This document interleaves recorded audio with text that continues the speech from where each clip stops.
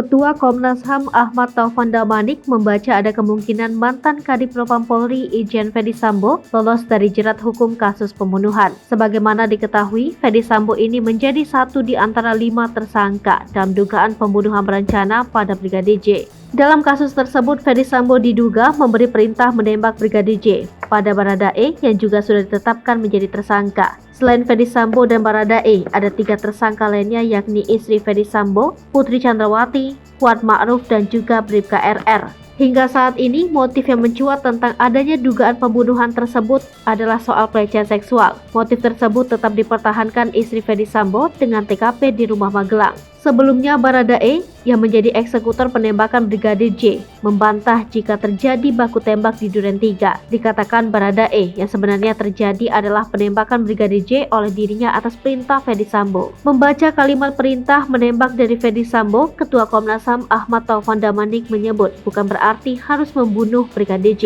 Kalimat perintah tembak, bukan membunuh ini dikatakan Taufan bisa persepsi yang dipakai Ferdy Sambo untuk terbebas dari jerat hukum pembunuhan. Saat di hadapan hakim, Ferdy Sambo dikatakan Taufan bisa saja mengatakan jika dirinya tidak memberi perintah untuk membunuh pada Baradae. Taufan mengatakan alasan itu bisa dipakai Ferdy Sambo lantaran dirinya hanya memberi perintah pada Baradae untuk menembak bukan membunuh Brigadir J.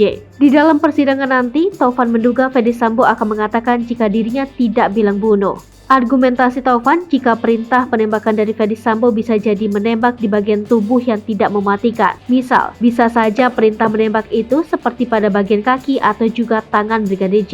Dari sana, Baradae bisa jadi salah persepsi dan tafsir atas perintah Ferdy Sambo soal kata menembak pada Brigadir J. Taufan mengatakan jika kesalahan tersebut diduga akan dibawa ke persidangan oleh Ferdy Sambo. Dikatakan Taufan, jaksa harus cermat ketika menentukan makna dari perintah Ferdy Sambo soal menembak.